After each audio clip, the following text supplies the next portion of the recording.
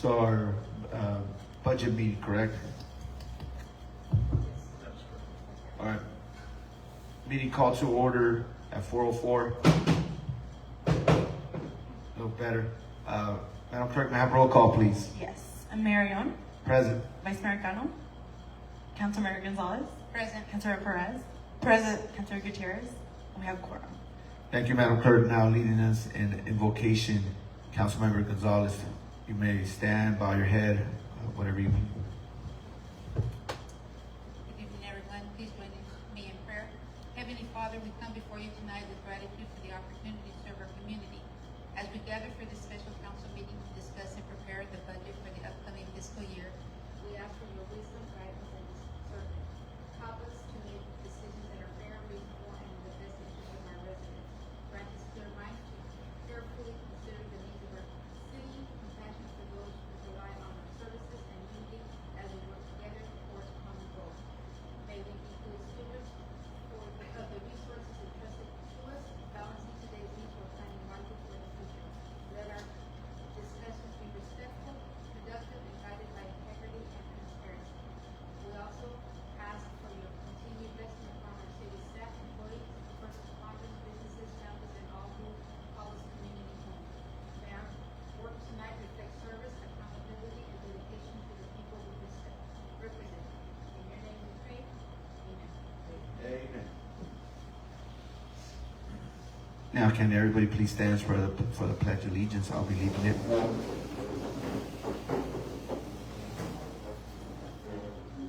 Ready? Pledge. I pledge allegiance to the flag of the United States of America and to the republic for which it stands, one nation, under God, indivisible, with liberty.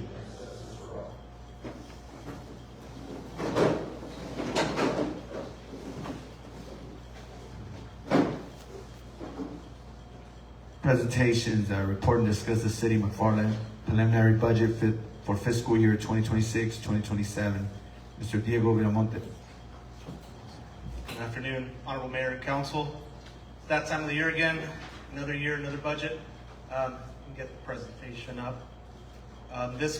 First off, I'd like to start off by thanking all the department heads for their efforts with crafting this budget that we hope is acceptable to the council. And also thank you to the council for the strategic priorities and goals meeting that we had earlier this year so that we can outline the priorities of the council and the community as we craft this budget. So I'd like to thank all parties involved. It was truly a team effort to put this together. And we'll go through the agenda for this afternoon. We'll start with the key budget principles. These were the principles that were used as we crafted this budget. Then we'll go into the general fund and enterprise fund financial condition overview, general fund and enterprise fund summaries, and then we'll dive into each individual division and the specific requests, some of those major fluctuations year over year, and the reasoning for those requests. So each department head will come up and address the council on some of those needs and how those link back to the priorities of the council. And then we'll dive into the enterprise funds, the water, sewer, refuse and recycling, and public transportation. We'll go through those individual department requests. And then we'll go into the capital projects, some of the carryover projects, as well as some of the new funding requests for the upcoming fiscal year. And then staffing, we'll go over vacancies, any new requests, and then we'll finish off with questions. I'll leave it up to the council on how to structure the questions, if we want to go section by section or towards the end. I would recommend towards the end in the interest of time, because we are limited to a little under 2 hours now, but I'm open to however the council would like to handle those.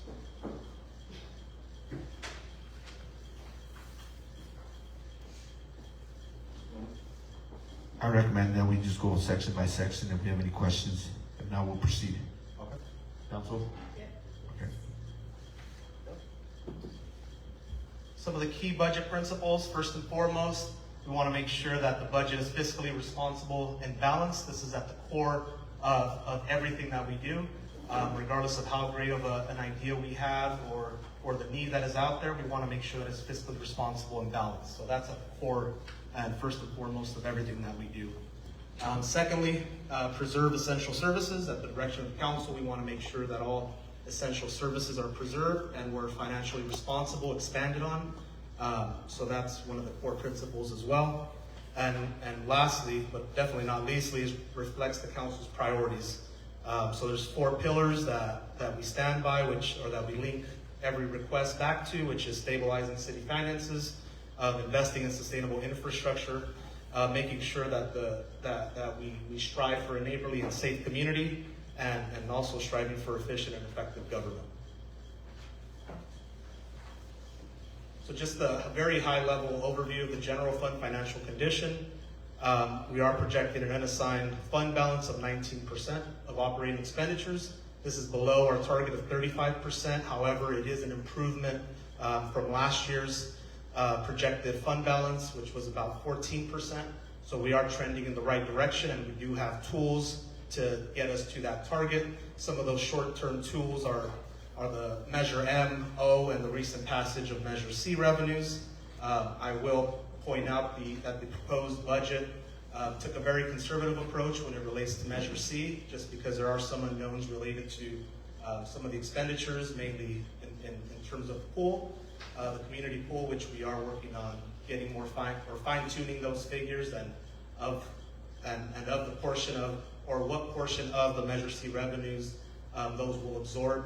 So we took a very conservative approach with the Measure C revenues and just did a complete wash for the purpose of this listening session. As we get more fine-tuned figures, we will update our projections accordingly. Some of the long-term solutions are continuing to work towards the future commercial, residential, and industrial development. We have made progress on all 3 fronts. In terms of the commercial development, we do have 3 developments that we should see come to fruition over the next fiscal year. And residential, we're continuing the push there with the Dr. Hare's development, and we do have another housing development with the Milichiches that should be beginning over the next fiscal year as well. And then industrial development, we are making progress both when it comes to infrastructure with the sewer trunk line extension under the 99, as well as the catalyst grant funds that are used to complete the design of that industrial park. So we are making some progress towards all 3 fronts, which we will go over in detail in the subsequent slides. And some of the other solutions are just an overall review of our organizational structure, continuing to see where we can maximize and stretch taxpayer dollars, whether it comes to investing in technology or restructuring certain organizations or certain positions to maximize those tax dollars. As far as the enterprise funds, I'm proud to report that we're officially in a much stronger position than we were in years past. Our sewer and water funds are projected to be over the 35% target. This took a couple of years to get there. As you recall, over the past couple of years, we did face some unforeseen challenges on both funds. On the water side, with the unexpected nitrate contamination issues, the Browning Road well, and on the sewer front, when it came to the failure of one of the lagoons and that emergency repair. So we were below those levels a couple of years ago, but we have built those back through a combination of strategies. One being reviewing back our organizational structure and consolidating our utilities.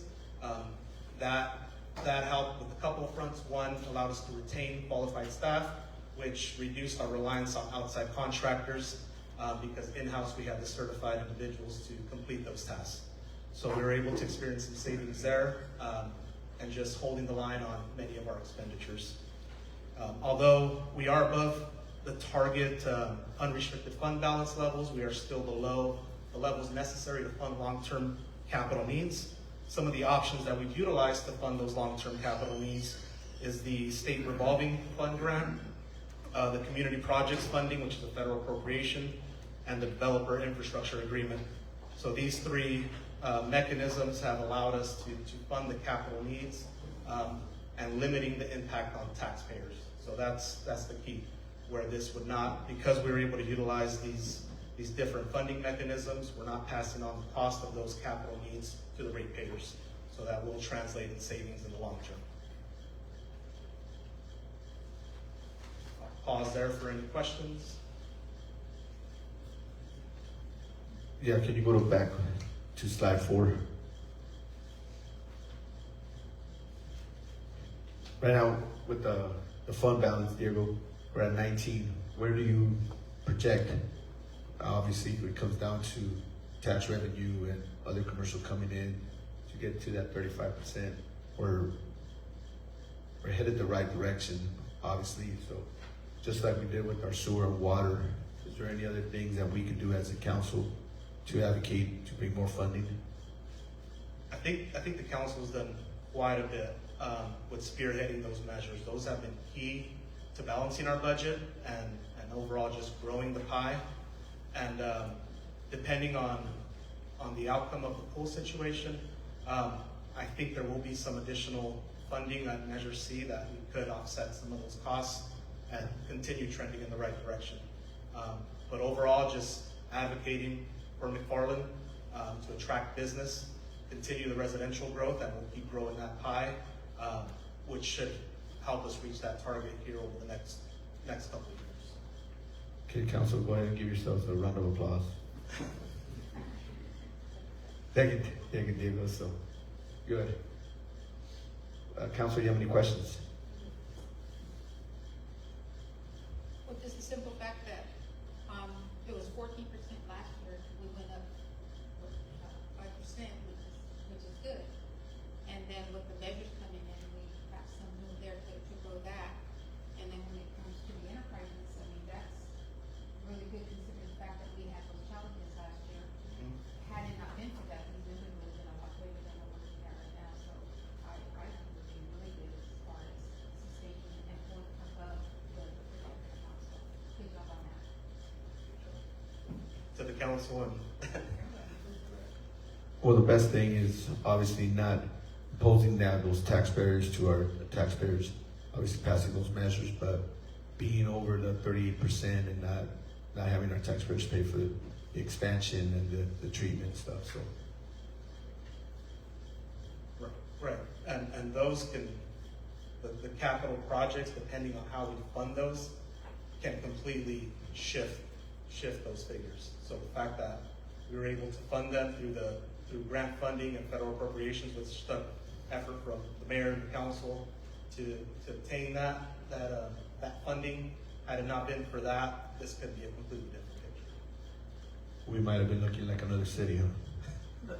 Just keep it. Yeah. Go ahead, Diego. Just a general explanation of what the general fund does. This is essentially the main fund used for most of the city's functions that the public sees outside of the utilities. Some of the revenue sources are primarily taxes and conditional use permit fees. Some of the uses cover services such as police, fire, public works, and general administration. Now we'll dive into a summary of the numbers and some of the projections. For our taxes and franchise fees, specifically our property taxes, we're projecting modest increases year over year, which is based on history. Our sales tax, we did receive or obtain those figures from our consultants, HDL. So they're projecting our sales tax to increase to $640,000. That's our general sales tax. Our Measure M to increase to 1.3 million. And our Measure C to match that, since it's the same 1%. Our Measure O, we did increase that slightly based on projections to $840,000 annually, which, kind of looking at the last monthly payment, that's looking like a conservative figure at this point. The last monthly payment we received was $86,000, so I may need to revise that slightly, but nonetheless, at least that's a conservative figure that we're basing it off of. Franchise fees, modest increase based on history to $223,000. Business licenses remains about flat, and then property transfer tax also a modest increase. To total taxes, we're projecting in 25-26 to be 5.2, and in 26-27 to be 6.7, mainly attributed to the Measure C. But as mentioned earlier, that Measure C, we are taking a conservative approach and completely reducing that in another line item so that it's a complete wash. So we're not counting any revenue at this moment. Development review, mainly our building permits, permit fees. We are projecting the current fiscal year to be at $685,000.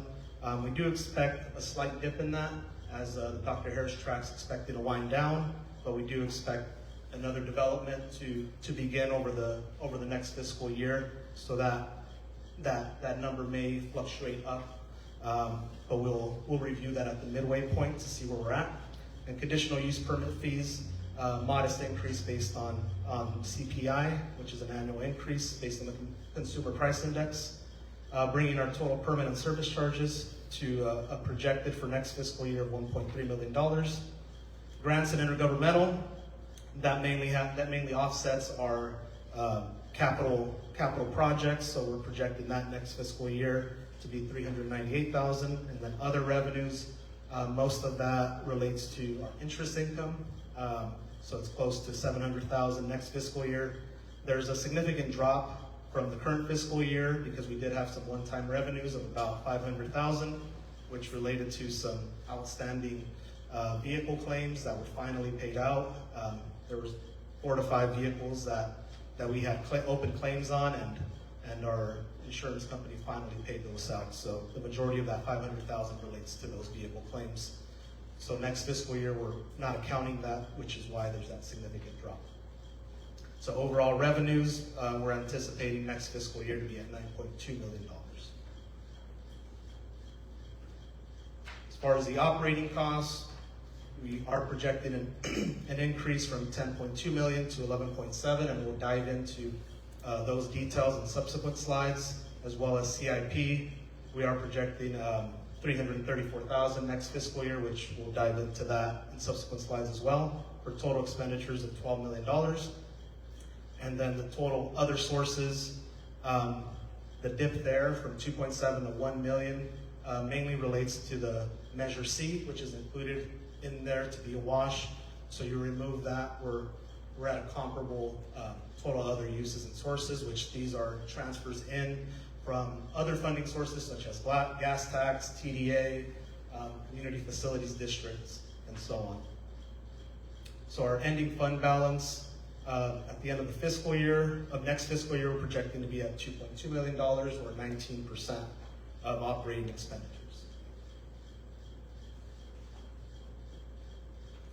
For our general fund operating budget, just a snapshot of what is comprised, or what the makeup of the operating budget is. 59% is public safety, and no, it's not just police, so I'm not giving you guys a hard time. It also includes the fire protection services, animal control, and code enforcement. Then we have the support services, which is our administration, HR, finance and accounting, IT, and so on, and then community development, planning, building, communications, and then public works, which is our streets, engineering, and general admin. Now here's a snapshot of the pie that we were talking about earlier, what the revenues look like, and what a percentage breakdown of what each revenue source is contributing to that pie. Just for reference, just 4 years ago, before Measure O, M, C, and some increases to the conditional use permit fees, you're talking between 40 to 50% of this pie that was not there 4 years ago. So that's kudos, obviously, to the mayor and the council on advocating for those measures. Had it not been for that, we would not be able to, we more than likely would not be able to afford paying comparable wages, specifically to our police officers and all the benefits that are required in order to be competitive, to retain officers, and much less we may not have been able to satisfy the obligations of the Kern County Fires contract, which increase, we're over at $1 million increase from just 4 or 5 years ago. Gil, you did that, I better do something.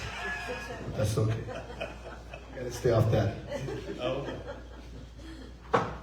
Any questions there from the council? Yeah, go back to the pie, please, regarding the funding for the public safety. You know, if somebody out in the community is watching this or seeing, saying, oh wow, public safety takes the majority of it, but it's very important. I mean, we've lived here in this community for a very long time, and we know what public safety, how important it is for our residents here, especially the safety. In the last 5 years, we heavily invested in our public safety because the accountability is what matters. So at the end of the day, we gotta be competitive with other agencies. We got it not only just with public safety, but our other department heads. But it's very important. Obviously, nobody's perfect, but we've gotten a lot better. So just want to relay that message that, yeah, it takes a big bulk, but in order to have anything or be safe, you got to be safe in the streets. So, but thank you, Diego, for explaining that. Any other questions from the council? Move on to the enterprise fund summaries. So as far as the enterprise funds, the way I like to explain this is they operate like a business. So they're mainly, the revenue sources are from fees charged for the use of that service, and they should be operating on a standalone basis. So starting with our sewer fund, as far as our sewer service charges, there are modest increases year over year. We're expecting next fiscal year to be at $2,078,000. Development impact fees, as mentioned earlier, we do expect a dip in that for next fiscal year to $89,000. Grants and intergovernmental, we'll go over that, but those relate to, in subsequent slides, but those relate to capital projects, and we'll go over those projects at $1.4 million, and other revenues projecting at $60,000, which is our interest income for any excess funds that are in the sewer fund. Operating costs, we do expect an increase from 1.7 to 1.9 million, which we'll go over in subsequent slides in detail. And the CIP projects we'll go over in detail as well at 1.5 million, which brings us to almost 3.5 million for next fiscal year. And our ending unrestricted fund balance will be at 748,518, or 38% of operating expenditures. So this is a very strong financial condition for this fund. Then for the water fund, very similar with the water service charges, modest increases year over year, up to 2.5 million. Development impact fees, a slight decrease from the current fiscal year to 251,000. Grants and intergovernmental, mainly related to those capital projects, which we'll go over in subsequent slides, at $2 million, and then other revenues, which relate to interest earnings of $230,000, bringing our total revenues to $5 million for next fiscal year. Operating expenditures, we do expect an increase from $2.1 million to $2.2 million, which we'll explain in detail in subsequent slides, and our CIP projects at $2.3 million. Total expenditures in the proposed budget for next fiscal year of $4.5 million, and total other sources and uses of $308,000, which relate to our indirect cost allocation for support services that we're providing on behalf of the water fund at $308,000, with our ending unrestricted fund balance projected to be at $886,350, or 39% of operating costs. For our refuse and recycling, similar here with the service charges, modest increase year over year from 1.7 to 1.9. Other revenues related to interest earnings at $71,000 for $1.9 million in revenue. Our operating costs at $1.7 million, slight increase from the previous year of 1.6. Other sources, similar to the water and sewer fund, related to the indirect cost allocation of $100,000, and which will leave us with the ending fund balance of $294,588, or 34% of operating expenditures. With the refuse and recycling fund, we're very close to that target reserve balance, but it's not as critical for this fund to be at that target, so long as we're above break even. And that's mainly because there are no capital costs related to it since we outsource that service. So that's why there's not as much of a need to carry as significant of a reserve balance as the other funds where we do have those capital needs. Then the transit fund, this is essentially a break-even operation that's fully funded by grant revenue. So next fiscal year, we expect grant revenue to basically offset our expenditures at $600,000. Total expenditures operating, we do expect an increase from $185,000 to $268,000, which we'll go over in detail. And then the CIP projects at $300,000 for total expenditures of $568,640, and then other sources and uses of $36,370 related to that indirect cost allocation, which leaves us at an ending fund balance of zero. So this is a break-even operation. Pause there for any questions that the council may have. Yeah, go back to 16. For the refuse and recycling, the administrative fees, are we still being charged for that? The administrative fees as far as for the outsourcing company? No, they just have a specific rate that they charge per level of service, and then those are increased by CPI annually, which we incorporate into the rate structure. So as far as I'm aware, there's no additional administrative fee to that other than that service charge that's being provided. So no, there's no administrative fee. I'm sure they incorporate that into their rate structure somehow, but there's not a separate line item for that. Okay. And then with these reserve balances, also if they get up to a certain level, once we do the next rate study, we'll incorporate that into it, and then that'll reduce the 5-year rates beyond that by that reserve balance. Council, you have any questions? I just have a question. Do we charge them an administrative fee for collecting for them? Can you hear me now? Yes, Do we charge them, waste management, for administration fee?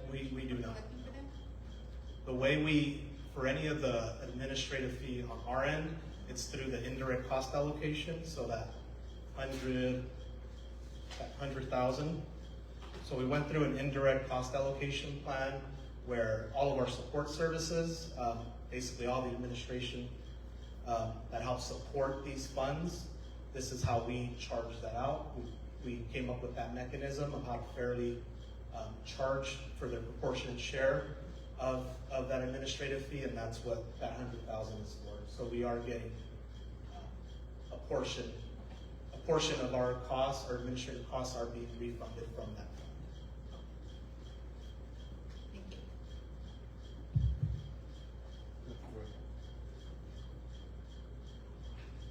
Nothing further to do. All right, just a few more citywide summaries, just to put a little more substance to some of these numbers. As far as our number of positions budgeted, we have kept this flat from last fiscal year. It's at 75.5. Why the 0.5? That's the part-time positions. We budget them at half of a full-time equivalent. So we have 3 full-time or 3 part-time positions. That's why we have the 1.5 extra there. So the salaries and benefits, they're at $9.1 million for next fiscal year is what we're proposing. And what comprises that is wages at $6.5 million, taxes at $475,000, benefits at $1.6 million, and workers' comp at $519,000. So that's a breakdown of what the salaries and benefits line item is comprised of. And how that relates to each fund. The general fund, the personnel costs allocated to the general fund is $6.6 million, or 52.85. Number of full-time equivalents, which is 73% of all personnel costs. Lighting and landscape maintenance district is $197,776. The sewer fund is $924,000. The water fund $934,000. Refuse and recycling $245,000. Public transit is $209,000. That brings us to a total of $9.1 million. So that's a breakdown by fund of that total personnel cost. And here's a staffing overview year over year. 23-24, just to show the increases over time and why it's completely necessary to grow that pie and how critical it was, how critical those measures were in order to maintain and expand the essential services. So in 23-24, we were at $5.8 million. 24-25 at 7.1. 25-26, we're projecting at 8.1, and then the next fiscal year we're projecting at $9.1 million.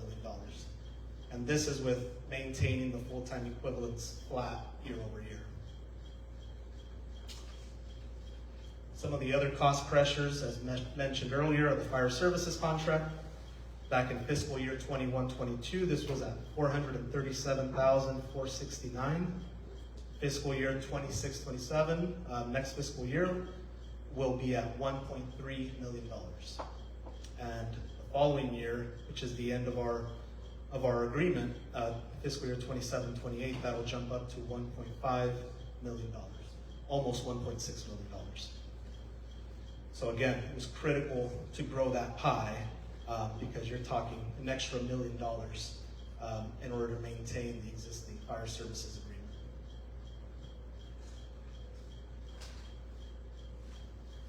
Workers' comp and liability insurance. Back in 23-24, that cost was $462,892. Next fiscal year, we're projecting that, the estimates are at $949,250. So that's double from just a few years ago.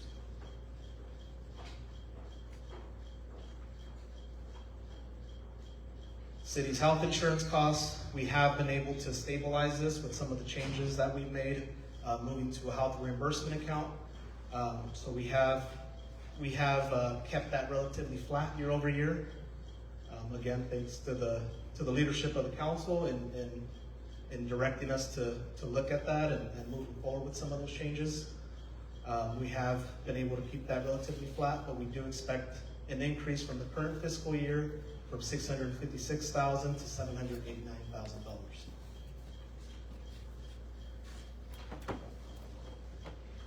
Pause there for any questions that the council may have.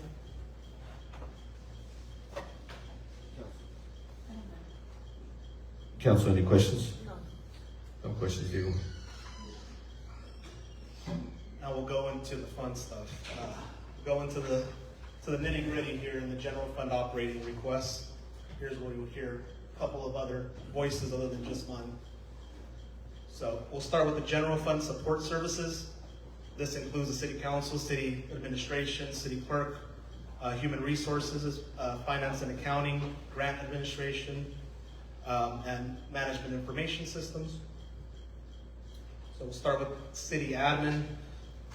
Basically, the purpose of city admin is to oversee the daily city functions. Basically, at the direction of the city council, whatever direction is provided to the city manager's office, we are to implement that direction when it comes to operations, when it comes to budget preparation, personnel management, policy and procedure implementation, service status, and capital improvement program. At the direction of the council, the city manager's office, and delegated to city administration staff, we are to implement that direction of the council in operations.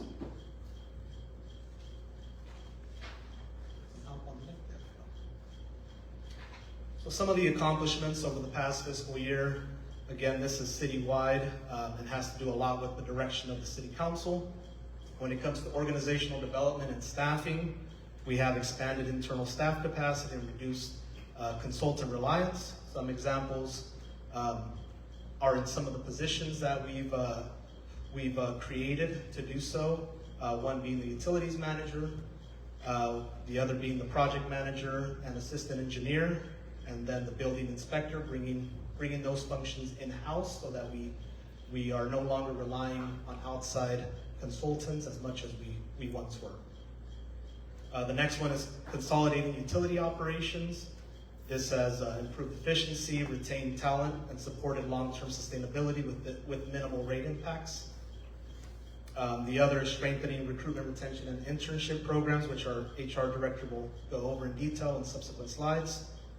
And continuing to develop the communications and marketing division. Again, one of the council's directions was improving our messaging to the public on all that we do, all of the major initiatives that we have, and that division has been critical to ensuring that we get that message across to our residents. Another one is innovation and technology. We've invested in technology wherever we can. Some of those included transitioning to an enhanced managed IT services model, expanding our online permitting and business licensing services, which our department heads will go over in detail in subsequent slides, and continuing our records modernization efforts, which our city clerk will go over. And last but not least is fiscal stewardship and strategic initiatives, which involve maintaining timely budgets, audits, and financial reporting, continuing long-term financial stabilization efforts, and advancing major infrastructure, public safety, and capital projects, which our department heads will go over in detail.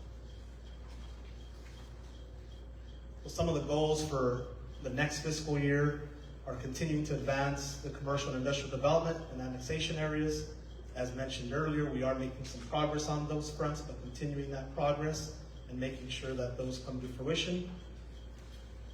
Pursuing strategic development and disposition of our surplus property, and evaluating long-term fire services, sustainability, and funding options. We have been working with partner agencies who are taking the lead on this initiative due to some of our priorities and time constraints. So we are moving the ball forward through other agencies or in partnership with other agencies on this front. As far as sustainable infrastructure, one of the goals is completing the Browning Road replacement well and advancing all water reliability projects, advancing the wastewater expansion and utility system sustainability efforts, and continuing the roadway flood mitigation and major infrastructure improvements, as well as the McFarland 2040 public facilities and long-term capital planning. We have begun the master planning on that, which we will be bringing to council here in the upcoming meetings in the near future. So we are making some progress on that front. And on the public safety front, completing the construction of the new police department and community project, community center project, continuing our recruitment, retention, and staffing efforts, expanding investment in equipment, infrastructure, and emergency response capabilities. And when it comes to efficient and effective government, continuing the modernization of technology, records, and digital services. Wherever we can invest in technology and it makes sense to invest in technology, we will, as you'll see in subsequent slides with the request of the department heads. Thankfully, with some of the advancements of technology, we're able to do more as a small agency, so we can basically act like a big agency on a small agency budget. So we're making those steps and investing in technology where it makes sense. Going into the details of the significant operating changes year over year in the administration budget. One of the big ones is the Catalyst grant. We're requesting an increase to that budget of $110,000. This is fully offset by the grant funds that will come in. And one of the reductions to the budget are the federal legislative advocacy services, reducing that $30,000 from the current fiscal year. We don't anticipate that for next fiscal year. I'll pause for any questions the council may have before we move to the next department. Any questions, council? The only comment I have is that position is pretty much funded through that grant. Right. Good deal. Move on to the city clerk.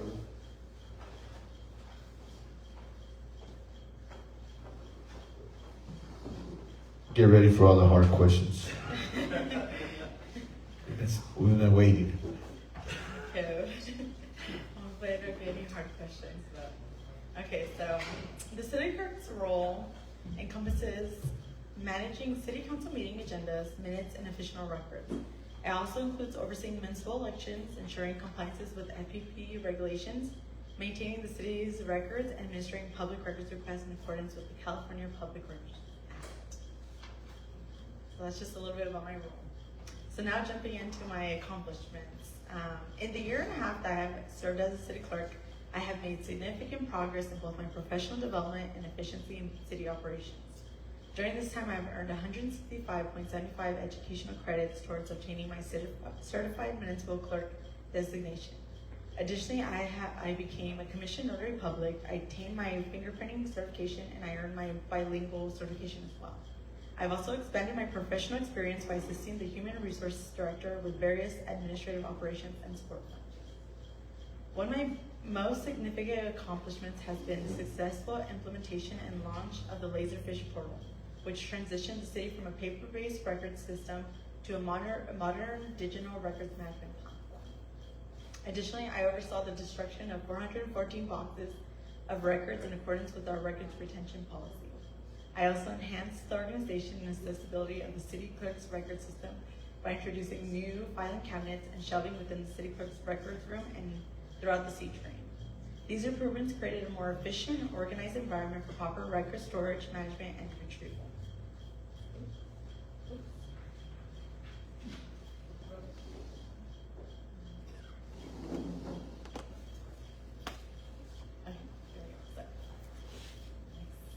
Slide. Okay. So my goals for fiscal year 2026-2027 include continuing my professional development by formally applying for my certified municipal clerk designation now that I've successfully completed all required educational credits. Another major goal for the city clerk's office is to ensure full compliance with the updated SB 707 Brown Act requirements. This includes implementing the necessary procedures, technology, and operational practices to support accessible and transparent public participation throughout the city council meetings. Lastly, I'm preparing to successfully coordinate the 2026 general elections, ensuring the election process is conducted efficiently, accurately, and fully compliant with all applicable legal requirements. Slide. So operational changes for the upcoming fiscal year include several key requests necessary to support the continued efficiency and compliance of the city clerk's office. One significant request is the continued use of the Laserfish software platform, which is utilized citywide by all departments for the storage and management of electronic records. Additionally, election-related expenses are anticipated to increase as the city prepares for the upcoming general election this year. Costs associated with public records request management, agenda management services, and ordinance update services are also projected to rise. However, these platforms remain vital to support the daily operations and legal compliance of the city clerk's office. Operational requests also include an allocation of $1,500 for supplies and materials related to the internship workshop program. This year, I plan to launch a series of educational workshops designed for college interns, providing them with valuable insights into municipal government operations. Participating departments include Public Works and the Police Department, and other divisions with additional sessions focused on professional development topics such as resume building and career opportunities. Another important request is the implementation of a Zoom platform subscription to ensure compliance with the updated Brown Act requirements, formerly known as SB 707. Public comments must now be accommodated through both in-person and virtual participation. Therefore, a reliable virtual meeting platform with audiovisual capabilities is necessary to maintain compliance and ensure public participation during city council meetings. And that's it. Any questions? Council, do you have any questions or comments?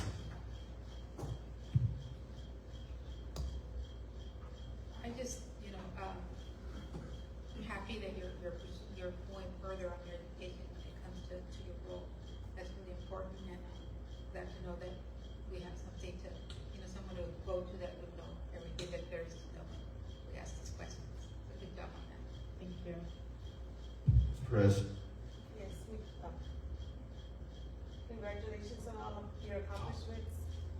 These workshops that you were talking about, are those internal workshops for? Yes, they're for the college interns that are coming in. So Oh, okay. they'll mainly be And you guys will also get a workshop where you guys get to sit with them. Nice, thank you. No questions, Erica. Good job. Continue working and improving your education, and obviously being resourceful for the city council as well. And let us know when somebody's not responding back. But thank you.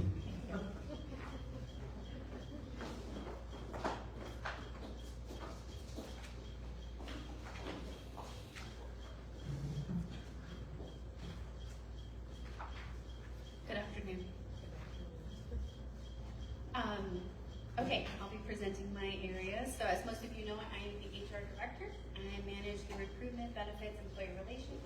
I also oversee the labor compliance and risk management, leads employee training and development, and maintain personnel policies and evaluation. So some of my accomplishments, and I obviously implementing the Spark Hire recruiting platform. This was incredibly needed. This was to help improve hiring efficiency and candidate screening. It's been a great tool. I think we've had a lot of great success in finding the most qualified candidates. It's not wrong. Hello?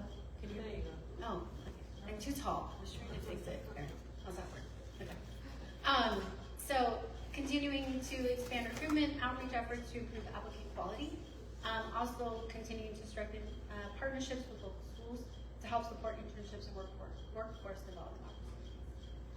Some of the operational improvements have been, we now utilize ABC Clinic, which I am very happy with their services. They've been incredibly helpful with just being a resource for all things related to pre-employment, post-employment, drug screening, etc. So I'm happy to be utilizing them as our services. Also expanding my operational support and interdepartmental coordination and continuing to modernize the recruitment and onboarding process.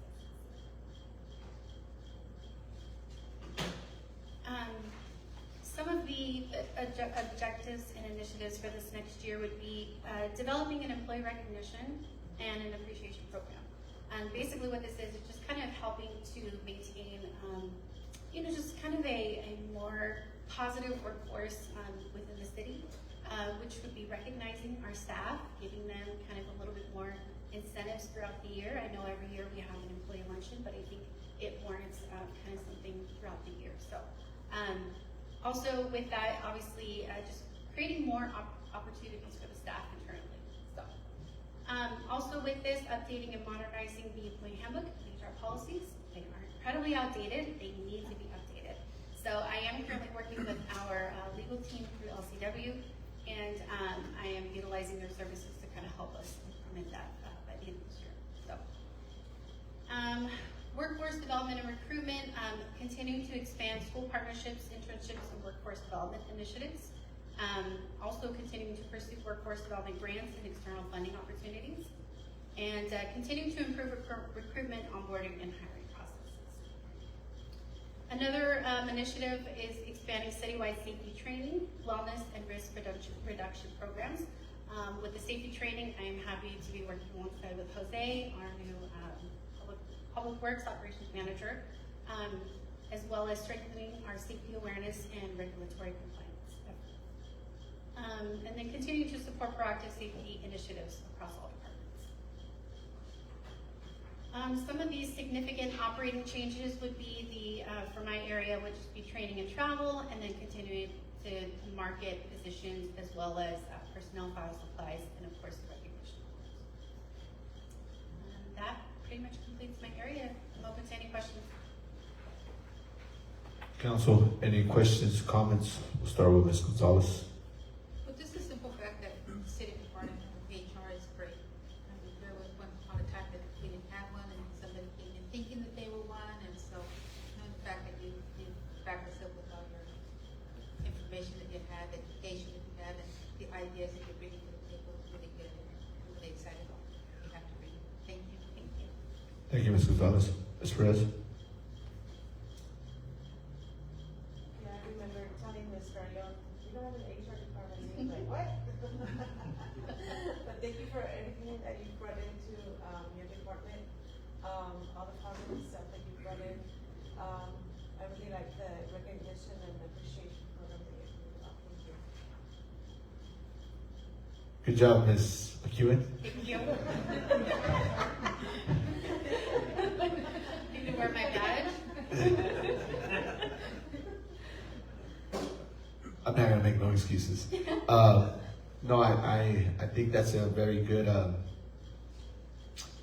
proposal as far as for, I think something as far as recognizing like employee of the month, and then at the end of the year we could have the employee of the year, and if we could have our marquee going, we could actually just have it out there every month for the month. Therefore, it incentivizes our staff, for whether it's city staff, public safety, and then you know, at the end of the year, recognize an employee at different capacities. It could be mid-level, department heads, etc. But just to recognize who's doing the work behind the scenes. So I think we should move on that quickly. And then one other thing is have something for the community as far as with some of these nonprofit organizations like the Lions, the Mujeres, and other groups. Recognizing them at the end of the year. So, thank you, Ms. McEwen. Thank you.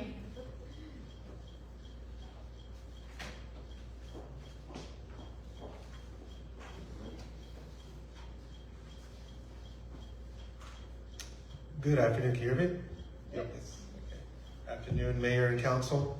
My name is Jonathan Arceo. I'm the Finance Manager, and I'd just like to say it's a privilege to speak on behalf of the Finance Department, and many of the roles that we hold as a department and the successes that we had are attributed to the team that we have. So just to share a little bit about our department, some of our key functions and roles are to maintain financial stability. One of the main foundations that this budget has been put together for is to support these long-term financial strategic plans and projects that we are currently working on, but also enhancing the trust in our employees, the community, and other agencies that we partner with. We do that by maintaining and creating financial stability. We also perform financial administration, all the paperwork, the reporting, and filing of our annual reports and audits are some of the items that our team also is responsible for. Budgets like this one itself and financial statements are things that we produce as a department. And we also manage the department and, the debt and treasury management there. So overseeing any debt, treasury management, internal audits, budget control, and purchasing accounting activities. And ultimately, we also provide support and advice to our fellow city departments, to yourselves as city council, as the city manager, on any financial issues, policies, or strategic plans that we have.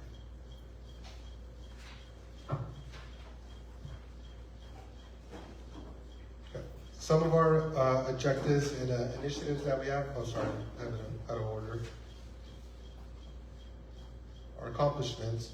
Some of the accomplishments that we have, they truly mirror success stories that we've targeted as one of our main priorities as a department, which is to make sure we are timely in our audits, to make sure we are timely in our fiscal reporting. And many of our achievements come from those reports completed well above time.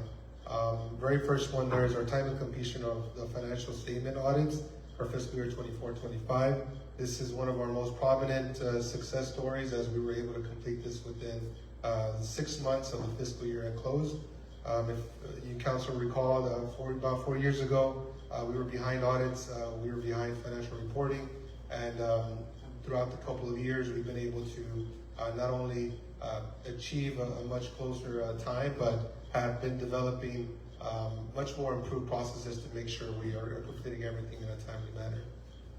So some of those reports completed are the TDA audit for 24-25, the budget for 25-26. We've also completed our business license renewals for fiscal year 25-26.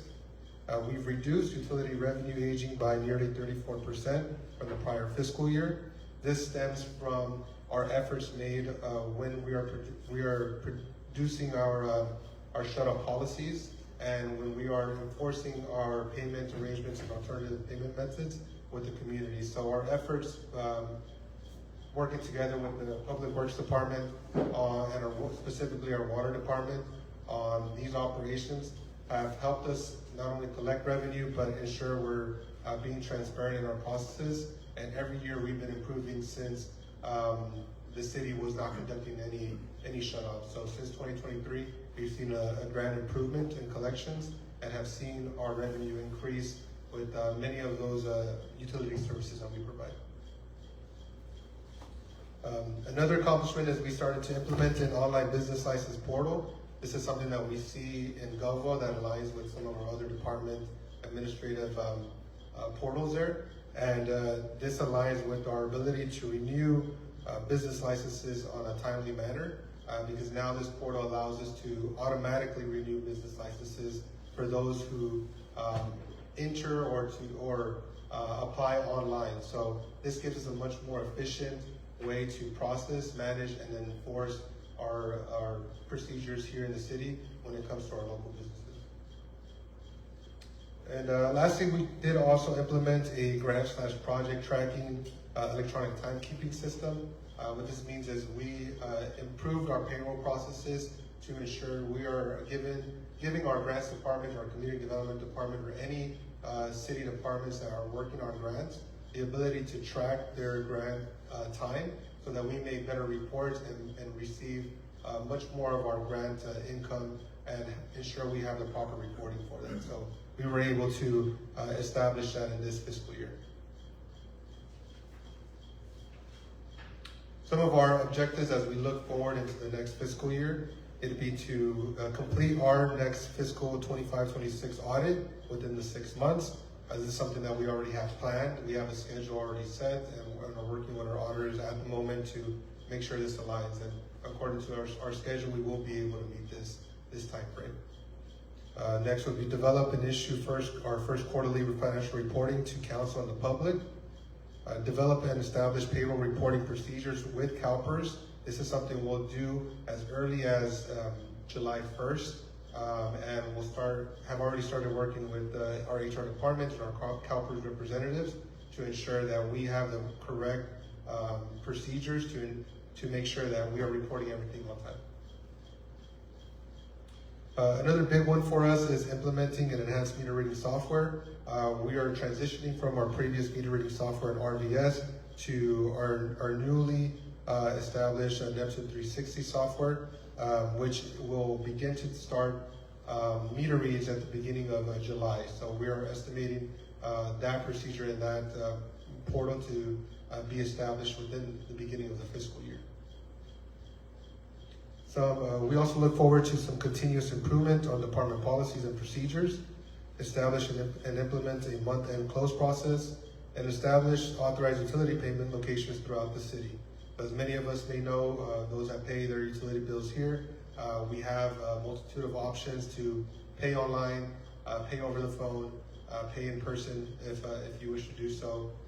We have gone through several routes to give that accessibility to our community, and what we're looking to is just increase that availability to everybody in the community and look for more digital platforms that is much more convenient for the public.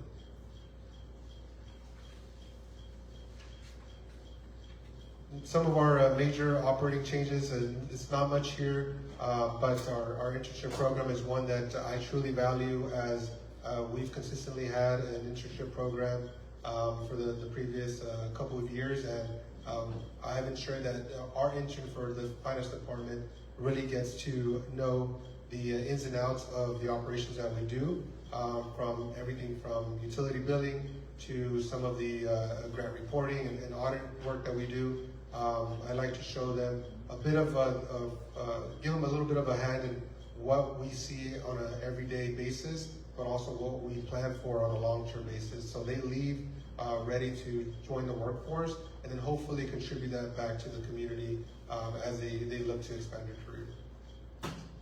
And then as we mentioned before, the GovWell Business License subscription. So this is our subscription cost annual for this platform.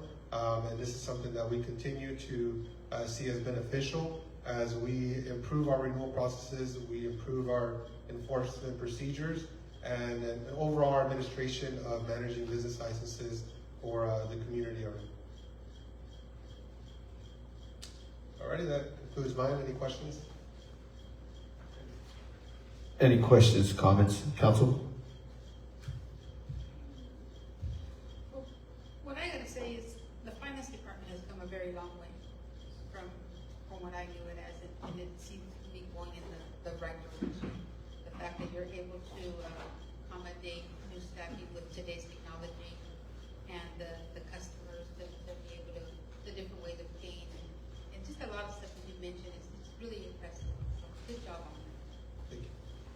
Thank you. Councilmember Perez? I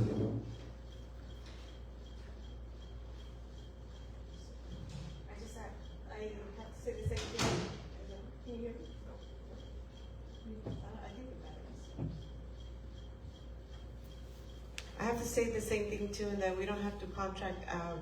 We have our own employees doing the work, the fine work that they are doing to keep a good budget. Thank you for all of that. No questions, Jonathan. Just good job. Continue the progress. I wasn't going to mention the audits since you did, but we'll leave that one alone. But good job. Thank you. Thank you, Council Mayor.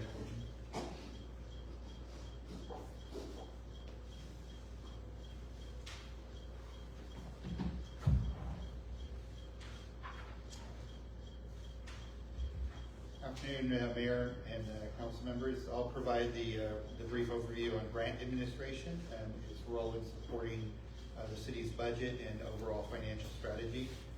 At the core, the goal is to bring external funding into the city to help supplement our priority projects and reduce our reliance on local revenue.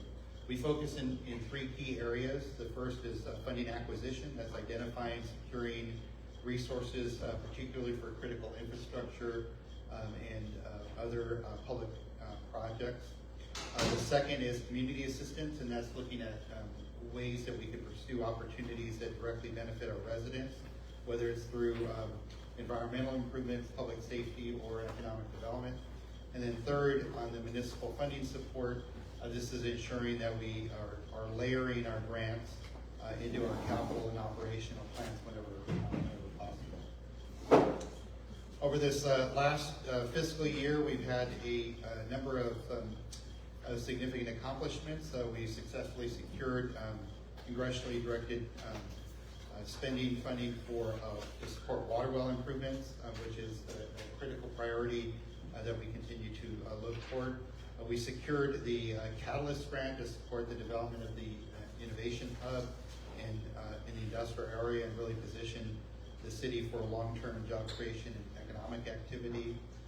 We are in the process of completing the work on Garzoli improvements, which is a result of the Affordable Housing Sustainable Communities grant that was received. On the application side, we still have pending grants for congressional directed spending requests that we've submitted primarily for our water and our flood, to address our flood drainage and water issues. We have an EPA brownfields planning grant, which was submitted to look at the redevelopment of underutilized properties within the city. And then we continue to prepare and submit our annual transportation funding allocations and responses to those areas. In terms of our 2026-27 objectives, again, it's now we're at the point with all the pending applications. I keep thinking of that phrase from I forget the name of the movie, but the guy says, "Show me the money." So that's what we're asking now. We've got a lot of applications in there, and so that's what we're waiting to hear from. So we've got several of those pending. But in addition to that, we've identified new opportunities, and we'll continue to do so. And the most important thing I think you'll see over the next a month to 6 weeks is we will be developing a grants and strategic initiatives plan. This is based off of the council's priorities and based off of all of the opportunities that we've identified. So we are developing a systematic way to both monitor and respond to grants and grant opportunities in a short notice. We've also been engaged with a number of different organizations and support entities to provide technical assistance to the city with support in predominantly helping us to produce information that supports our grant activities. So we'll also be improving our grant tracking, monitoring, and reporting systems as well. From a funding perspective, we're looking at a number of different opportunities here. We continue to prioritize the police department operations and phase 2 facility improvements for the police department.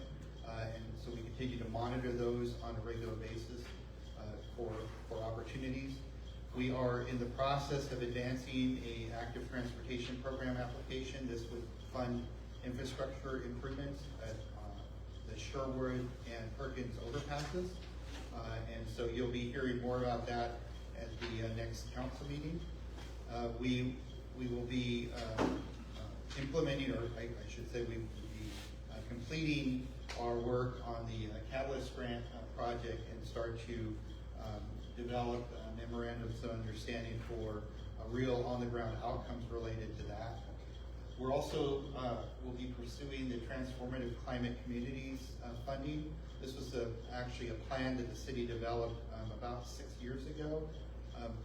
Fortunately or unfortunately, half that plan has been implemented. It included things like the community garden.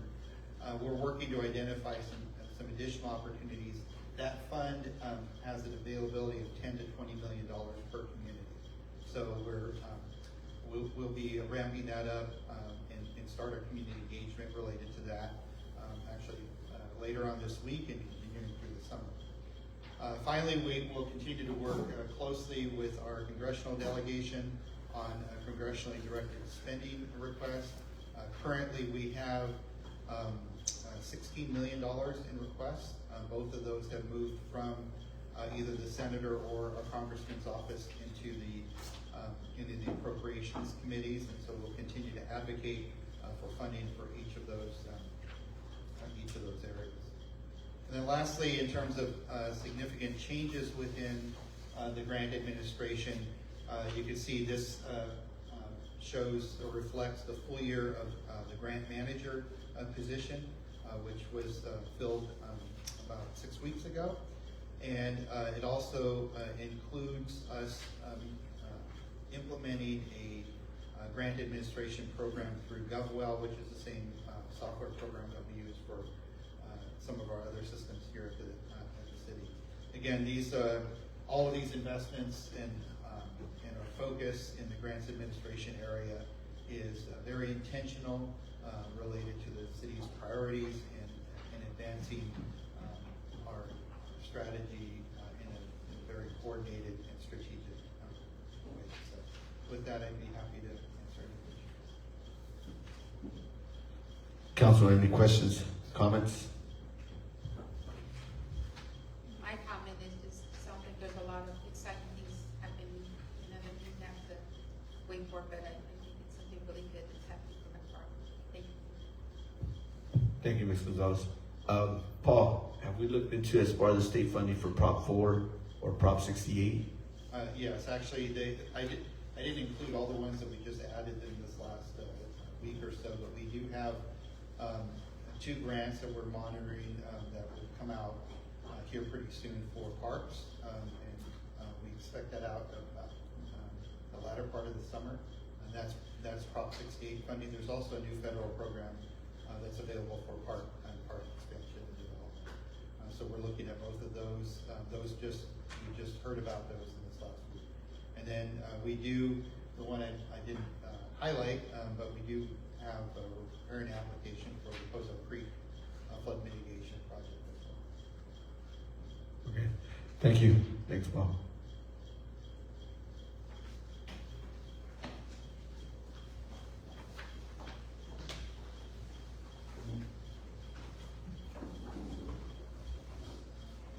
Good afternoon, City Council. The community development component of the general fund is made up of planning, building, inspector, and communications and marketing. Hello? Okay, did you guys hear me?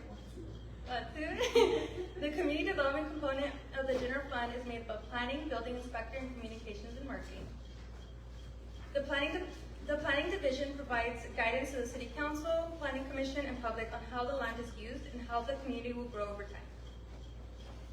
We review and process development proposals such as residential complexes, mixed-use development, industrial facilities, commercial centers, and subdivisions, and process entitlement applications such as rezoning, general plan land use updates, lot line adjustments, annexations, and environmental studies. We create the framework for the cities through updating and maintaining the general plan zoning code and the development-related ordinances. This past year, the planning division found themselves accomplishing many of the objectives and initiatives that were set the previous year. These big accomplishments include the implementation of GovWell permitting that we mentioned before, that has drastically changed the permitting process of the department. Applications are streamlined, processes are transparent, and applications have a better sense of application and operation. Various physical maps were outdated and due to budget constraints had not faced an update since 2020. We consulted with QK Services and got a GIS specialist to update multiple maps, including our opportunity zone maps, zoning maps, land use maps, and sphere of influence maps. The planning division also coordinated with the first annual Grape Festival, which was the city's major first festival under the community development department. Through this festival, we brought together close to 1,000 residents. The festival was successful in celebrating the growth of the community, generating economic activity, creating civic pride, and attracting future development. The planning division is consistently updating and maintaining ordinances and ensuring compliance with state bills. Therefore, looking forward to the next 2026 to 2027, the planning division initiative is to update the citywide development impact fees and obtain assistance for document retention and storage. Because of the increase in ADU applications and state law, the planning division is currently seeking to establish multiple ADU applications or templates to increase the streamlining process. They also would make available multiple pre-approved ADU plans for applicants to pick from and proceed with construction building permits. We're seeking zero to low cost training opportunities for professional development. We're proposing a continued increase to support essential services that fund a full year part-time admin. This position is critical in ensuring our current successes are maintained and expanded. The internship program, which prepares high school and college level students for real-world experience, brings the city a new and fresh perspective and provides a pathway for future employment. Training and travel, this provides opportunities for professional development, inspiration that could be brought back to the city for implementation.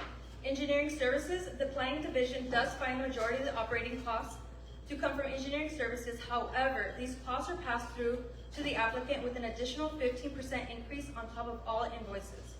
And we do now have the GovWell planning subscription included with the implementation of the GovWell permitting software. We do find ourselves requesting an increase in operating costs. However, fees paid by the applications will assist with the coverage of these costs. City events. Because the city found themselves taking on many of the events, including 4th of July, Grape Festival, and Cinco de Mayo, an increase in budget is being requested. The Community Development Department turns to sponsorships and donations from local businesses and organizations for the city events in order to reduce any pressure on the general fund. For example, the majority of the Grape Festival costs were covered by local businesses and developers with the exception of staff hours.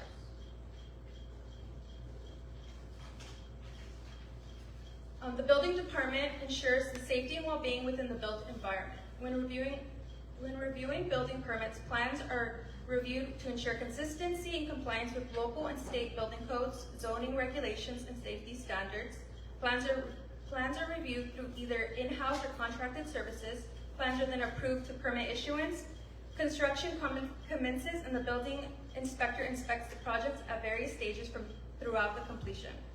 An important piece of the building department is educational outreach in order to ensure the safety and well-being with the built environment. The building inspector must cite unpermitted structures that may affect the safety of our residents. This means informing residents of the building permit process, giving warnings, and providing application assistance on site. This past year, the building department made great accomplishments with the assistance of the newly implemented GovWell permitting software. The software assisted in streamlining permitting processes, producing reports in seconds for state-required reports, and created a system for online payments. We didn't have an online payments for the building side for about a couple of years. We implemented a solar app to meet regulatory compliance pursuant to SB 379, while also being able to connect it to our GovWell software. We constructed the department to achieve cost reduction and operational efficiency, so this meant hiring an in-staff building inspector to complete inspections and plan reviews, and community development technician to assist with a more efficient processing of permits. And we successfully conducted 1,956 building inspections in the last 2025-2026. The goal for the upcoming year includes issuing an additional 500 building permits within the fiscal year, providing daily building inspections, a full implementation of GovWell, a reduction of any third-party spending, and having our building inspector obtain a building certification. With our budget, we're requesting a continued increase of support to our essential services such as full-time building inspector, GovWell subscription, and operating supplies. So the last piece to our community development pillar is communications and marketing. The division informs the public about city services, programs, and initiatives. They have an important job in promoting transparency, building community through trust, and strengthening the McFarland brand and public image. Through this division, we are bridging the communication between the city departments and the public. Our accomplishments for 2025 to 2026. The accomplishments achieved this past year by the division include expanding the city and police department social media outreach to more than 14,000 followers, launching a new and improved city website to improve accessibility and efficiency. We successfully integrated an adoptable dog library into the city website to support animal services outreach, strengthened our digital outreach, and supported live stream operations for the city council meeting transparency. For our 2026-2027 objectives, we're looking forward to the community and marketing division. Outreach includes exploring a citywide notification alert platform, strengthening the public safety and emergency communication efforts, expanding animal services and adoption awareness, enhancing video content, and expanding on bilingual communication efforts. For the budget, we are seeking an increase in support to essential services that include a city app and marketing supplies. And I'm here for any additional questions. Council, anybody have questions, concerns? Yeah, can you go to slide 52?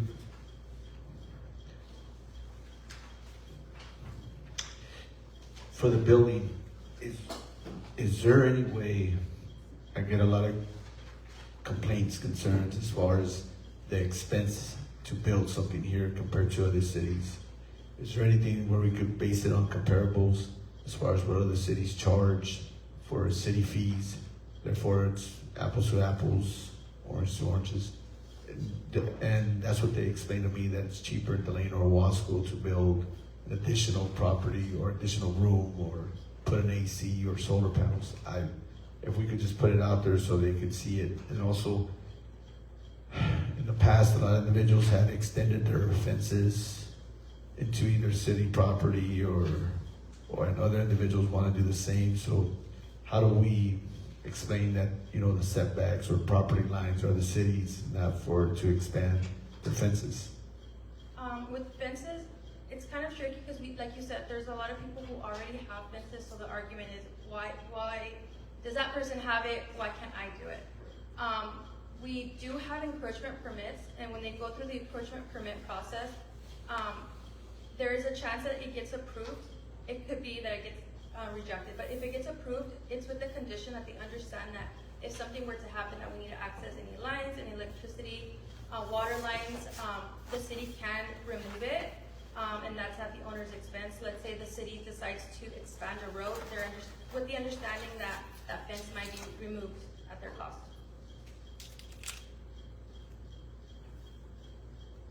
Okay, thank you. you mentioned about city fee or the building permit fees. Mhm. In the last 5 years that I've been here, there has been 2 fee studies. So I want to say the last fee study that I've seen was either 2025 or 2024. But I'm more than happy to do another study and comparing the pricing between the other ones.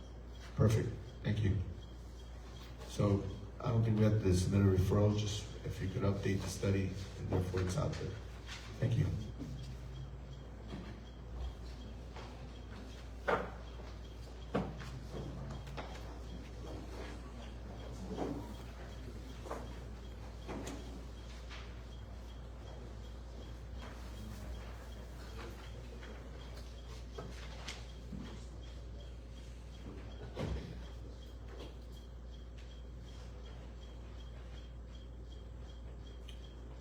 Good afternoon, Mayor, Honorable City Council. Chief of Police, Adrian Olmos. During this last fiscal year, we had some significant changes in our agency, more specifically with the new appointment of the new Chief of Police. Been here now and as acting chief, about 7 months now. Next year will be my full fiscal year as your Chief of Police. But some of the things that we're working on, that we continue to working on, even during my tenure here when I was first hired 3 years ago, is providing the utmost professional public safety services we can to the community. Some of the services that we provide are through uniform patrol, traffic enforcement, and school safety through our SOR unit. We conduct criminal investigations now with the implementation of our detective units. Full case management, educate the public about crime prevention through social media efforts, news releases, and community engagement, engaging through public outreach services such as National Night Outs, trick-or-treat events, and other community events that we're a part of with our outlet agency partners as well. We serve over about 15,000 residents with highly trained officers, dispatchers, and civilian support staff to ensure a safe community. The last fiscal year, some of our significant accomplishments, we did create the detective unit. Just to put that in context, 2019 to 2022, City of McFarland experienced 11 homicides, which is quite a bit for a small city. Those 11 homicides, there were 0 arrests and 0 clearances. As of 2023 to 2026, we only had 1 homicide, which was cleared within a month. As a result of our criminal investigation efforts. That was a 91% decrease in homicides in the last 3 years. So it goes to show the incredible efforts that the city has gone through to give the money to public safety and to allow them to do the job that they need to do to keep this community safe. So creating that detective unit has really enhanced those community efforts in keeping our public safe through proper case management and directed detective investigations, such as major felony investigations like homicides. We also last fiscal year this fiscal year, we created the cadet program, the first cadet program, I believe, in the history of the city of McFarland. We had 6 brave high school female students who braved the 5-week program and became volunteer cadets for police agency. They've been doing a tremendous job. Our chaplain program, which we created again, we recently appointed Pastor Tony Blanco to the police department as our volunteer chaplain, bringing our full volunteer service to 7 volunteers to supplement our police services. This fiscal year, we also recently completed another successful post-compliance audit for background and training, which is extremely important to maintain a professional agency, not only within the state of California's eyes through post-compliance, but also in the community to show the community that we're keeping up with professionalism training and we're hiring the right people. We're not just taking anybody off the street and being a second chance agency anymore. We're actually doing a very vetted process and making sure we're hiring the right folks to do this job here and not go back to the dark ages. We invested in investigative software technology, which has helped our detective unit do their job in solving a lot, not only homicide, but some serious felonies such as robberies, carjackings, stolen vehicle investigations, helping them complete thorough and search warrants in a more efficient manner through this investigative software technology, which has helped immensely in doing these investigations very efficiently. We recently created our bike patrol unit. We purchased 4 e-bikes through the fentanyl grants. Came out to a total of almost $23,000. That was not taxpayer funded. That was funded through a grant. It didn't cost taxpayers any money for us to enhance our traffic enforcement with our bike patrol unit, which is going to help a lot mitigate some of the traffic problems that we have in our one-lane highways, such as before school, after school, and then dealing with the e-scooters and e-bikes as well. We, along with that fentanyl grant funding, we also purchased cell phone data analysis technology, such as Cellhawk, which quickly helps our detectives analyze cell phone data when they seize cell phones from suspects. It helps them open up that web of other suspects and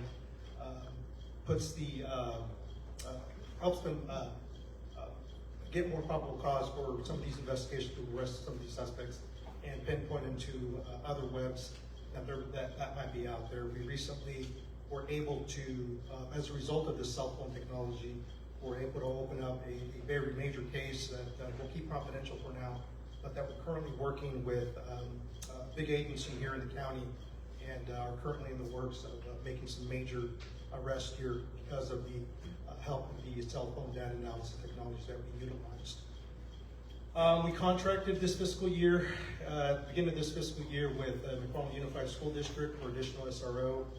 The tobacco grant through the California Department of Justice had expired, and we're going to lose that tobacco grant officer, which was only going to leave us 1 school resource officer for all of MUSD. MUSD stepped up and decided to go ahead and absorb that additional tobacco grant officer as a full-time school resource officer. This fiscal year, we purchased new Taser 10s, which have been highly effective in helping us subdue suspects who are violent towards our officers, as well as the purchase of the Axon body worn camera 4s. The Axon body worn camera 4s are extremely efficient with their additional apps that they got on the camera, such as the real-time translation. Officers can acquire up to 50 languages within the body worn camera, depending on what the language the non-English speaking subject they're talking to. Primarily it's Spanish here in the city of McFarland, so some of our non-Spanish speaking officers have been able to utilize the real-time translation and effectively communicate with some of the subjects they contact that do not speak English without having to get a translator on scene. Those AB4s, which is what we call them, also have AI assistant. So AI assistant's pretty much a chat GPT on the body worn camera. They can ask anything they want, such as, what's this penal code? Where am I at? What are the traffic laws for this particular vehicle code violation? It's been a huge efficient enhancement to help our officers do their jobs out there. We also, when we re-upped our Axon contract, we also added Axon standards, which is a compliance measure where we put in and review all our use of force cases, our pursuits, and our citizen complaints, as well as our traffic accidents. We input all that data in there, and we audit it very thoroughly and ensure that our officers are in compliance of our policies. So it's an electronic copy that we can share if there is ever a PRA or city council ever wanted a copy of that, instead of the old way where we're doing it. We had paper copies, we scan it, and then we put it away in the file somewhere, which was very time consuming to try to search. With Axon standards, it's new technology. We're able to put it in there, and at the click of a button, we can download any high liability incident. And there's our PRA when we're doing any type of audit or policy accountability measure.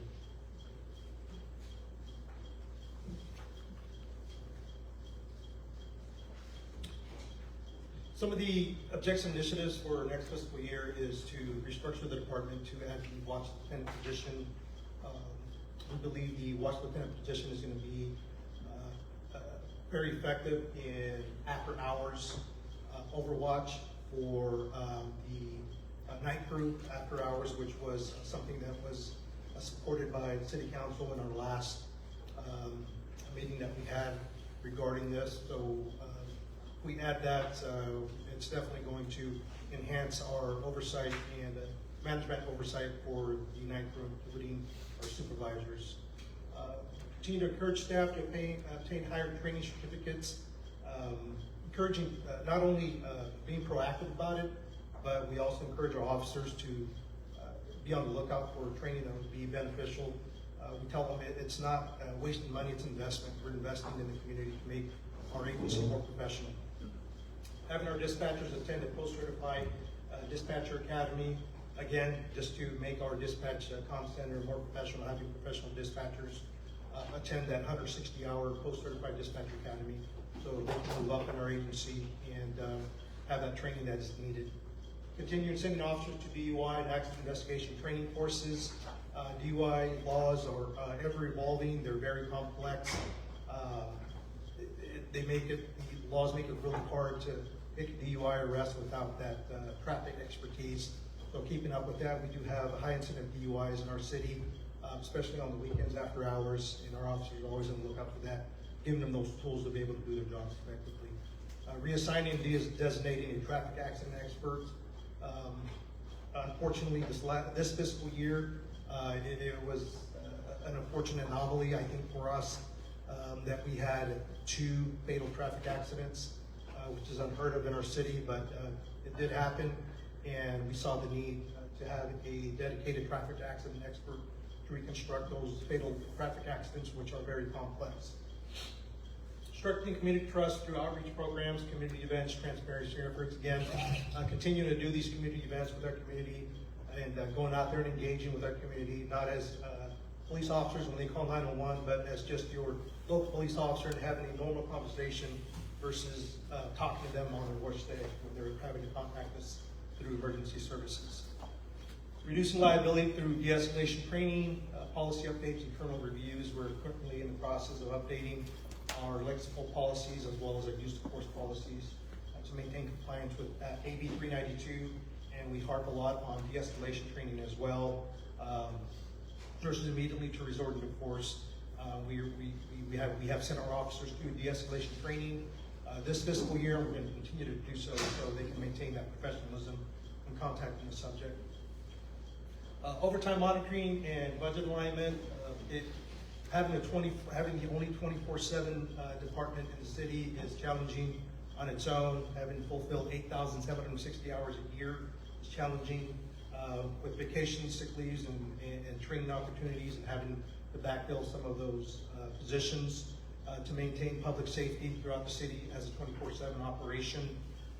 We will look at ways to mitigate the overtime by coming up with innovative ways of trying to backfill those positions, either with part-time officers, which we currently have one now and are currently recruiting for another one, as well as moving some supervisor or maybe even the watch lieutenant around to help cover some of those sergeant positions when there's not a sergeant available.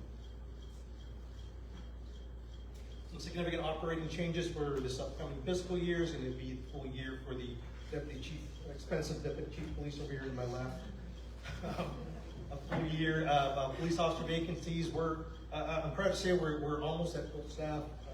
We're just inches away from being fully staffed, and that's a hard goal to accomplish, but we're getting there, and it's definitely going to cost a little more on the operation end, but having full-time staffing will offset a lot of those overtime costs.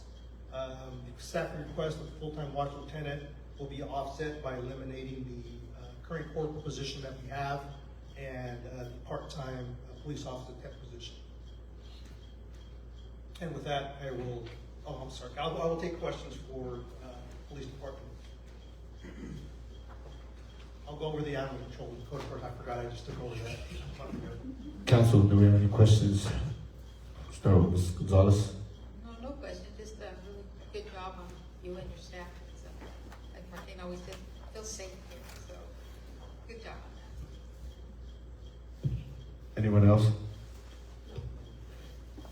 Chief, I noticed you said mayor, then honorable council. Something behind that. It's late in the day, sir, I'm sorry. Just kidding. I see how you do your I see how you do your deputy. So they're Yeah. they're on it. See how you threw your deputy chief under the bus, so, Oh, you got his back. yeah. All right, now, yeah, it's expected, you know, with our residents as far as being professional. We haven't got, as far as the council, we haven't got that many more complaints as far as some of the officers, you know, just showing a little bit more respect and, want to say patience towards some of the people that might be speeding or getting a citation or getting a warning, but I've gotten a lot of compliments, but you know, let's continue that progress. I know that we're not perfect, no agency is perfect, but we're improving. But no, I have no other questions, but just continue the good job, and we want to have some accountability for some of those unsolved homicides pretty soon. So thank you. With the help of Animal Control Supervisor DeMarcus Castillo, we came up with the current objectives and what we've accomplished in animal control and code enforcement.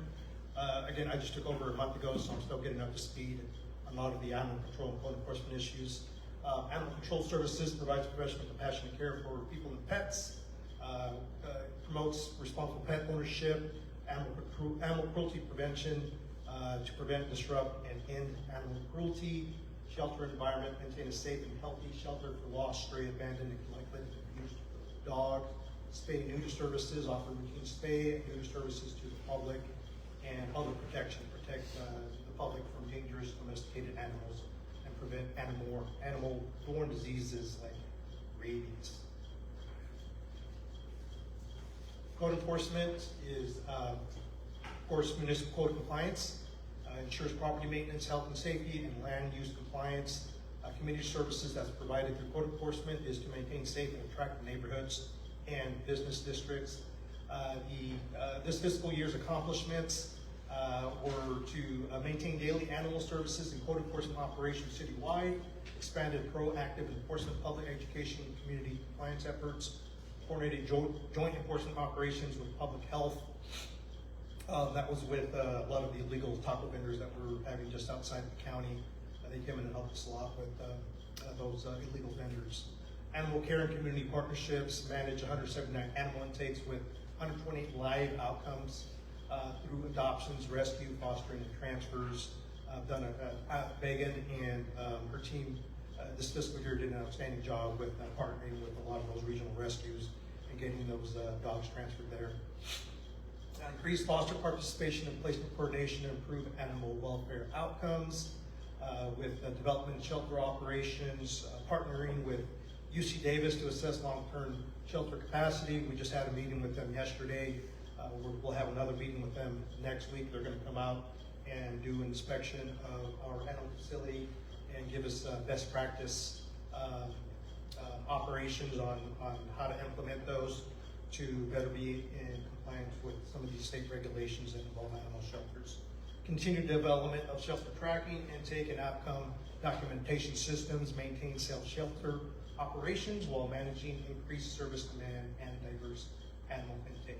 Some of the objectives and initiatives for the next fiscal year with animal control and code enforcement is to expand code enforcement training and operational consistency, improve complaint response, abatement processes, strength coordination with partnering agencies such as UC Davis and some of these shelter agencies that take some of our dogs, public education efforts, reduce kennel stay times through adoptions, fostering, and rescue partnerships, continue reducing stray animal populations through enforcement and outreach. Pet of the week, we're still hoping for that one adoption there one of these days. Expand staff training in animal handling, humane care, and shelter operations. Maintain safe shelter operations, sanitation, and facility standards. I've done several walkthroughs since the PD absorbed animal control again, and they're doing an outstanding job out there. Very clean operation, and the build out that they're doing with the animal facility, animal shelter facility is a huge improvement. Medical and organizational development, establish vet of record, improve medical response capabilities, enhance record keeping and reporting, operational crack systems, and expand wildfire response coordination and rehab partnerships. I believe they just caught a badger last week or the week before. Wild badger was at somebody's residence. Animal control went out, captured it, and wildlife came out and sent it back out to the wild in a safe and humane manner. I don't think it was rabbit. No, it's fine. It's angry though. It was. Was it sheep? Was it yours? No. How'd you know that? It wasn't mine. Some significant operating changes for this next fiscal year for code enforcement. Full year of animal control officers to be fully staffed this next fiscal year. Some of the contract services, vehicle repairs, vehicles are getting a little old, so they need a little more repair and maintenance. Animal disposal rates and training and travel for our animal control code enforcement officers. Same thing with code enforcement, nuisance abatement. We'll be working hand in hand with the Marcos and getting up to speed with a lot of this code enforcement issues that we have around town. And right now we're just being reactive to a lot of these code enforcement issues just because of the change, and trying to get up to speed with some of these code enforcement issues. And once we get there, we'll eventually start getting a little more proactive. But for now, we're just responding to complaints and being reactive and attentive to some of these complaints, and hopefully resolving some of them if need be.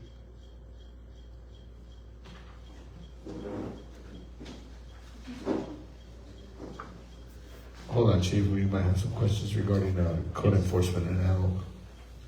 Anybody have any questions regarding the positions? For animal control, we've had 2 adoptions up in council, so there is hope there. Maybe one tonight. No. Let me reemphasize. I mean, I don't want to say anything, maybe the approach, but we had about 5 in a row, Chief, you know what I mean? So we gotta be a little bit nicer when people come in or something, or. Maybe it's the uniform. Megan was doing it. I think it's the uniform. Do you think we Scare should? people off. Possibly. I don't know. Should we try some another department head? Acting delegate to Marcos. he looks nicer than me. I don't know. We didn't get a roll going, so no. But thank you, Chief. Thank you, Honorable Mayor. Oh, there you go. There you go. He definitely wants that position approved. So.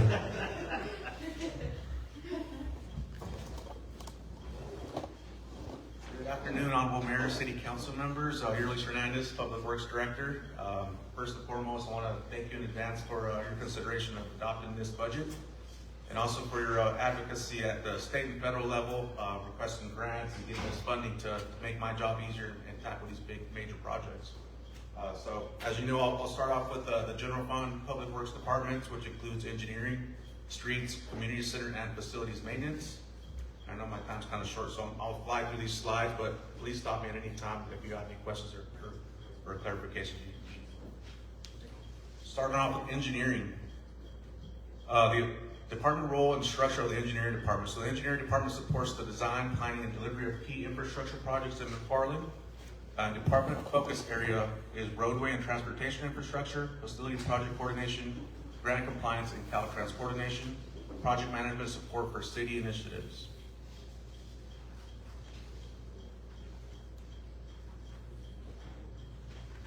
Some of the engineering accomplishments: infrastructure planning and analysis, implemented road AI to assess the road condition and prioritize repairs, generator data to support upcoming road rejuvenation projects, professional goals, growth and certification, learned project management protocols for street and facility related projects, interdepartmental collaboration, assisted in reviewing the preliminary plans for the new police facility, and supporting coordination on multiple street and capital improvement efforts.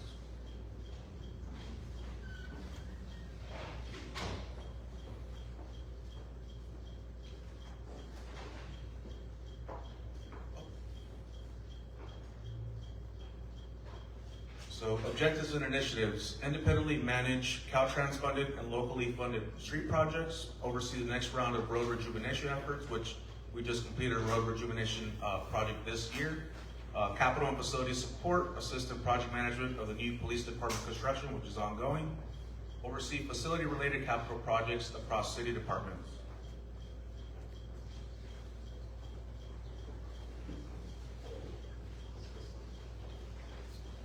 And there are no significant operating changes for the engineering department. So moving on to the streets department. So the main function of the streets department is to maintain, repair, and replace streets, sidewalks, and public parking. Also includes traffic management, manages traffic signs and signals, graffiti abatement, responsible for removing any graffiti throughout the city.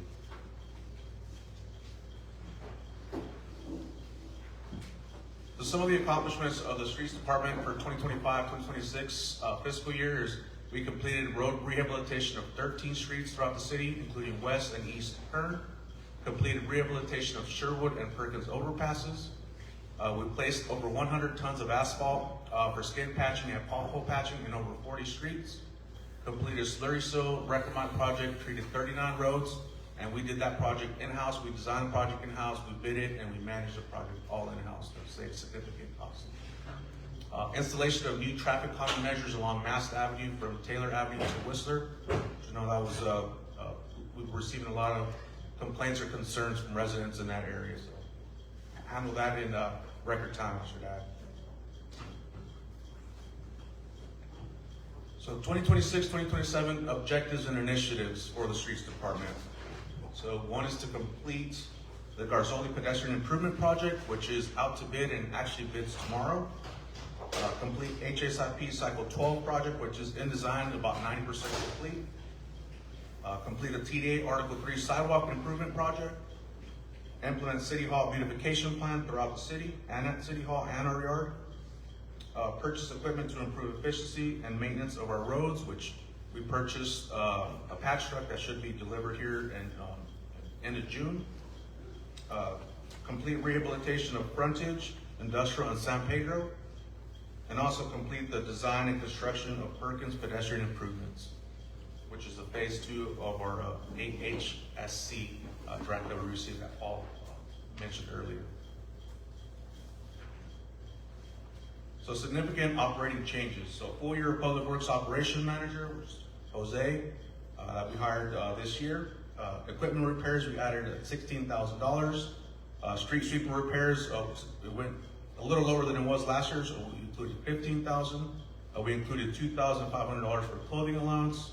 Trading and travel, we included $2,000. Vehicle repairs, $3,000, and office supplies of $2,000. Community center. So community center facility care, we maintain and repair the McFarland Veterans Community Center, including Veterans Center at this location, ensures ongoing facility operations, collaborates with streets and landscapes teams to provide a safe and clean, inviting venue for community and private events.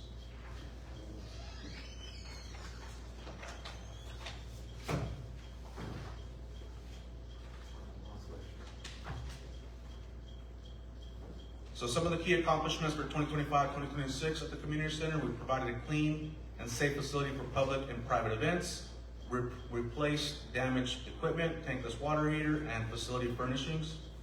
2026-2027 objectives and initiatives, promote additional use of the Community Center, and also making sure our chairs and tables are in good shape and they match the number that's in the rental agreement for the quantity. So significant operating changes. Contract services, we included $6,400 to make sure we want to include, start polishing these floors every so often. Building and equipment repairs, we included $3,500. Utilities, we included $3,500, and operating supplies, we included $2,000.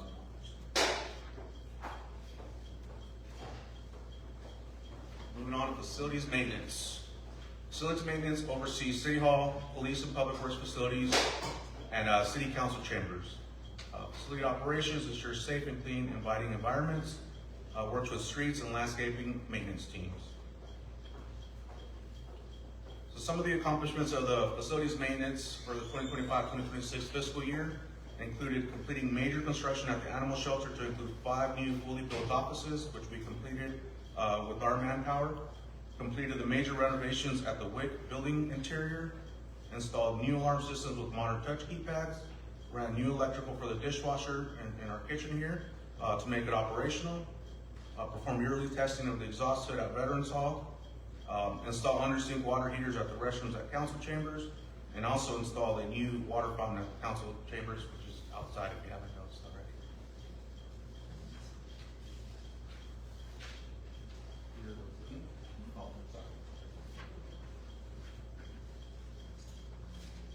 So facilities maintenance 2026 and 2027 objectives and initiatives: provide a safe and clean, pleasant environment for City Hall and police staff. Clean out and remove surplus equipment from city yards. So that's something we're actively working on, getting rid of any old equipment that's not being utilized. So significant operating changes include staffing requests of full-time facilities, maintenance specialist.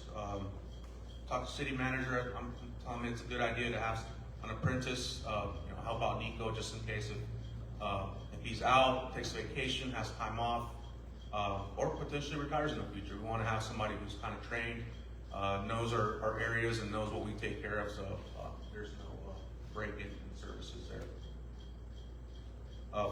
Full year of Public Works Operations Manager, added $32,000, repairs and maintenance for building and equipment, $25,000, utilities, $10,000, operating supplies, $5,000, and safety equipment at an additional $2,000. So reduction to the balance of the budget, we staffing request part-time facilities maintenance specialist subtracted $34,000. So moving on to the enterprise funds operating requests. The enterprise funds includes the sewer fund, water fund, refuse and recycling, and also public transportation fund. So starting off with the wastewater. So wastewater provides efficient and cost-effective wastewater collection and treatment, ensures wastewater treatment protects public health, operates in compliance with state and federal regulations, maintains sewer mains, maintenance manholes, lift stations, and other collection infrastructure.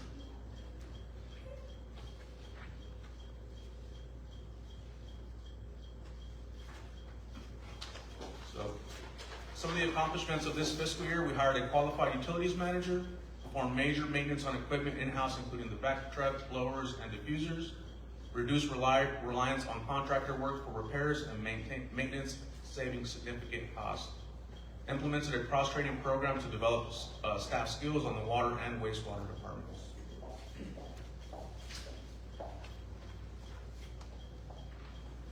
So the 2026-2027 objectives and initiative for the wastewater: that's securing funding for the wastewater treatment plant expansion, complete design for the wastewater expansion plant, begin construction of the wastewater expansion plant, and begin the design and construction for the sewer underneath the 99 freeway. So as you can see, wastewater expansion plant is the expansion of that project is what we really want to focus on next year, which hopefully that grant agreement we should potentially be receiving it end of June. So we're hoping that goes through and we start on that project.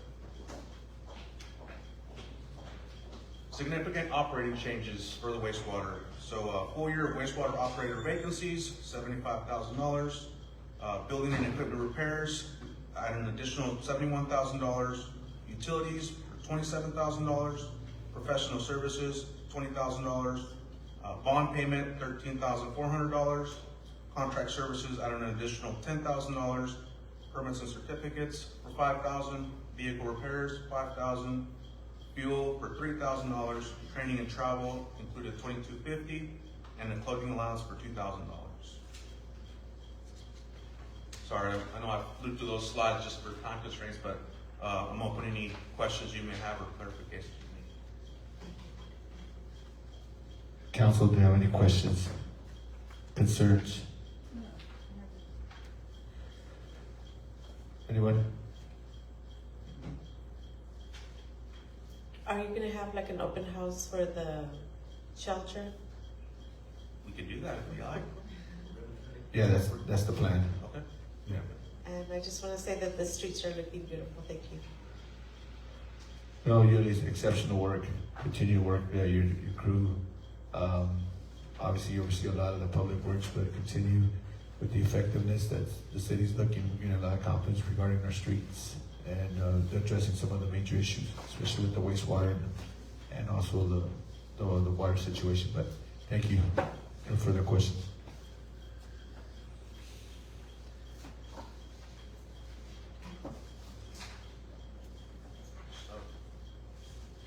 Last but not least, Water Department manages the municipal drinking water system for over 15,000 residents, ensures a safe and reliable supply of high-quality drinking water, serves residential, commercial, industrial, and institutional customers.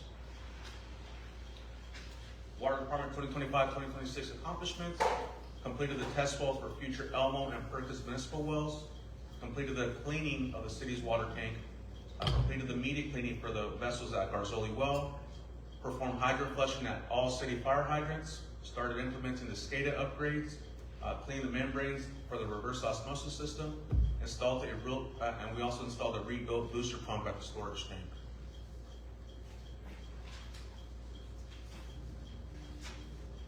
The 2026-2027 objectives and initiatives: complete the Elmo production well, followed by the equipping of the well with treatment, which that project is currently out to bid as we speak.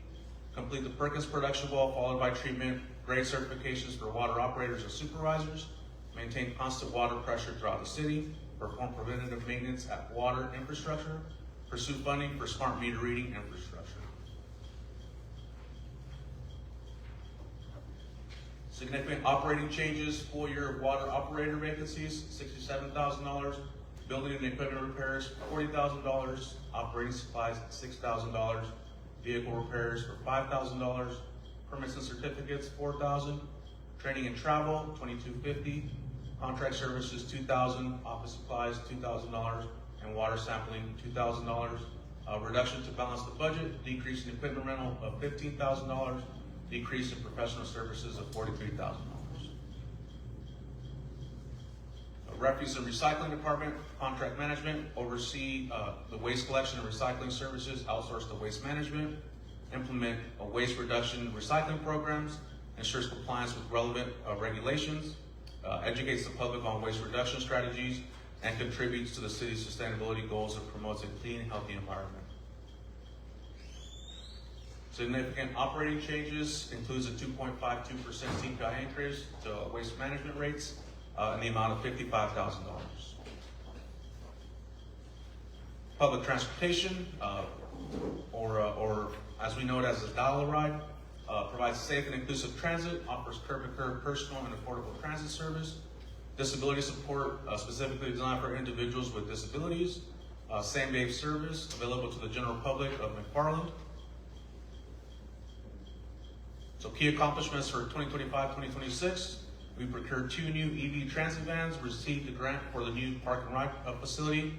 2026-2027 objectives and initiatives: increased ridership and utilization of our 18-person bus, and also installing new EV charging infrastructure needed to charge the vans.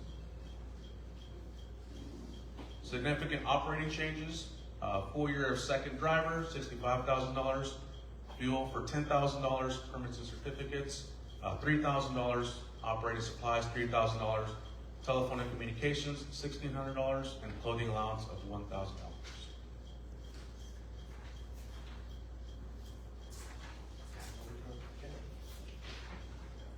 Oh, yeah. I'm open to any questions you may have. Go ahead, Minister. I'm done with my presentation. Council, do we have any questions, concerns? Thank you, Yurlis. We'll come back and before we approve everything, we'll have some questions. But thanks. Almost there. On to capital projects. So we have we'll go over some of the carryover projects, which are those projects which we began during the fiscal year, but we anticipate rolling into next fiscal year. For the general fund carryover projects, we have the new police department facility, $7.5 million. We did begin that in February of this year, but we do anticipate that rolling into next fiscal year. So we would like to carry over that capital project. The animal control building remodel, we did complete phase 1, which was the the interior of the facility, but there are some exterior improvements that we would like to complete, and we do have some available funds there that we'd like to roll over to next fiscal year. Same with the citywide workstation modernization project. We have completed the phase 1. Most improvements have been completed, but there are some pending improvements there, so we would like to roll over any available funds to next fiscal year. As far as the streets and transportation projects, we have the streets patch truck, which Shirley says we'll receive by the end of the fiscal year, but just to be on the safe side, we anticipate that carrying over. There are always delays when it comes to those types of manufacturing delays, so we'd like to carry that over. Same with the emulsion spray trailer, paint striper, and then some street projects, the HSIP Cycle 12 for various crosswalks throughout the city. We request to roll that funding over, which is fully grant funded, as well as the Garzoli and Perkins pedestrian improvements. We anticipate those rolling over into next fiscal year, so we'd like to roll over that $8.8 million, which is fully grant funded. And then the road rehabilitation of San Pedro Street from East Sherwood to East Perkins, the design funds that we budgeted this fiscal year, we would like to roll those over to next fiscal year. Some of the new funding requests for next fiscal year are related to the police facility, an extra $3 million through the available bond funds and impact fees. We would like to request that funding for next fiscal year to complete the phase 1 of that facility, and we are still pursuing phase 2, as Paul had mentioned in the previous slides. Street and transportation projects for next fiscal year, the asphalt rejuvenation throughout the city, various sidewalks improvements of $202,000, and then the road rehabilitation from West Perkins Avenue, from 2nd Street to Garzoli, Industrial Street from East Sherwood to East Perkins, frontage road from Cliff to West Sherwood, and then the construction phase of the San Pedro Street from East Sherwood to East Perkins. So $1.7 million in road rehabilitation funds, which are fully grant funded, mostly through the leftover community projects funding made possible through Congressman Valadeo. And then the $293,000, which for the asphalt rejuvenation and sidewalk improvements, which will be paid through TDA funds. As far as the enterprise funds, the carryover projects that we're requesting roll over to next fiscal year.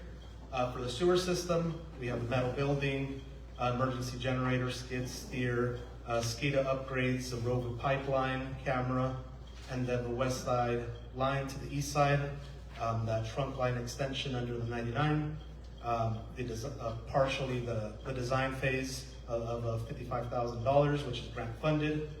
The other projects, which will be funded from the sewer fund, we deferred those due to the emergency situation that we had a couple of years. We paused many of those capital projects that were programmed in order to allow us to recover our reserve balance at an acceptable level. Now we're ready to pursue those and complete those projects now that the fund is in a better position.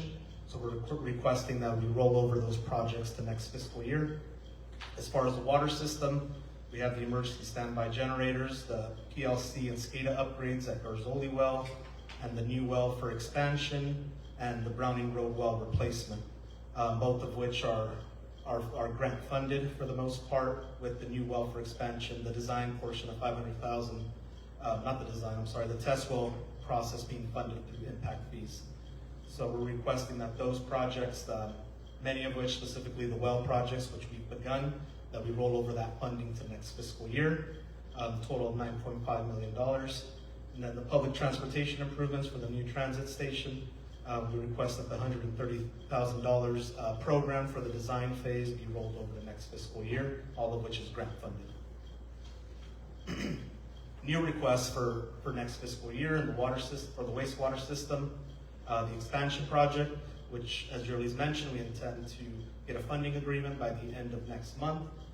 So we would like to start planning that project or designing that project in July of this year, rolling over that or requesting those funds to begin that design and construction phase of that. Fleet replacement, skid steer project, and the wastewater line under the 99, which is fully grant funded. We're requesting $295,000 to complete the design phase of that project. So a total of $1.5 million in sewer system improvements that we're requesting for next fiscal year. Again, almost 1.5 million of that, which is grant funded. On the water side, there are several improvements, PLC and SCADA upgrades at Garzoli Well, fleet replacement, new well for expansion, the water backhoe, Browning Road sand separator, because we have had some issues over at Browning Road, and that sand separator should help us keep that operational without the amount of effort that is required on the staff side to maintain that. That sand separator should help. And then the Browning Road replacement well, the remaining that is needed for that construction phase. So total $3.8 million that staff is requesting for next fiscal year. And then public transportation, $300,000 for the design phase, we're requesting for next fiscal year. Open to any questions before we move into the staffing phase? Council, any questions? Not this time. Just to recap some of the staffing requests that the department heads went through. Some of the vacant positions currently at the city, which we're actively recruiting for, are the community development director position, the community development tech position, the transit driver position, and the police officer position. Then new staffing requests, these are additions and reductions in order to offset some of those increased costs. We have the police watch lieutenant position, which we will eliminate. If approved, we will eliminate the police corporal position in order to offset some of those costs. The full-time facilities maintenance specialist we are requesting, and we will eliminate the part-time facilities maintenance specialist position. As Yurley's mentioned, this position is more than just maintenance; it is actual construction. These individuals have that construction background, and they're building new facilities or creating some improvements that we would have otherwise had to outsource. So we're saving significant funds by having these positions in-house. And also on the accounting side, we have an accounting clerk 2 position open, which we are requesting that we eliminate that in order to offset some of these other increases by some of the additions. As Jonathan mentioned, we have invested in technology, both on the business license side and on the water meter reading software, which should reduce staff time, which was more of a manual process in the past. So we're in a good spot with the current staffing levels in the finance department, so we can eliminate that position for the time being. So net increase for those staffing requests is $2,380. Diego, you could have just ended with that.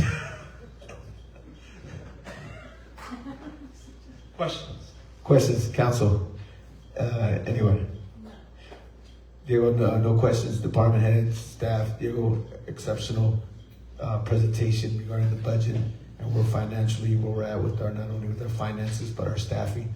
We're moving upward. So outstanding work. We'll get back to making the decision before we approve that budget. Absolutely. Thank you. That ends.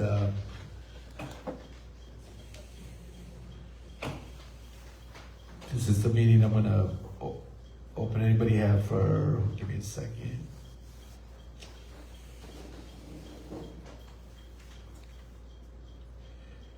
I'm going to open up to public comment. Members of the public wishing to address the council of any item not on this agenda may do so at this time. Speakers are limited to 2 minutes for each person. 15 minutes will be allowed for one subject. Please state your name and address for the record prior to making presentation. Anybody want to comment regarding our presentation on the budget? See none. Council? Okay. Do I have a motion to adjourn our special meeting? Motion by Councilmember Gonzalez, second by Councilmember Perez. Madam Clerk. Mayor Yon? Aye. Vice Mayor Cano? Aye. Councilor Gonzalez? Aye. Councilor Perez? Aye. Councilor Gutierrez? Motion passes. Thank you. That ends our special meeting at 6:13. We're going to be transitioning into our